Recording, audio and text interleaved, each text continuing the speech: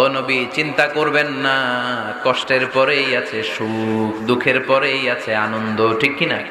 কষ্টের পরেই সুখ, সুখ এটা দুঃখের পরেই থাকে। আল্লাহ সেটআপটা এভাবেই করেছেন। দুঃখ, কষ্ট, বিপদ আর পরীক্ষায় মুমিন ভয় পায় না, কারণ মুমিনের হারাবার কিছু নাই, ঠিক কিনা? আমাদের জীবনে যদি বিপদ নেমে আসে, আমরা কি চিন্তিত হই? কথা বলেন। আমরা তখন সবর করি, কি করি? আর সবরে সওয়াব আছে না নাই? কারণ মুমিন জানে, রাত যত গভীর হয়, অন্ধকার তমানিসা বেদ করে শুভে সাদিক হয়। মুমিন জানে, গর্ভবতী নারীর পেটের যন্ত্রণা যত বাড়তে থাকে, নতুন মেহমান আগমনের সময় ঘনাতে থাকে, ঠিক কিনা? মুমিন জানে, মুমিনের উপর বিপদ কষ্ট যত বাড়তে থাকে, সুখের সময় ঘনাতে থাকে, কাছে আসতে থাকে।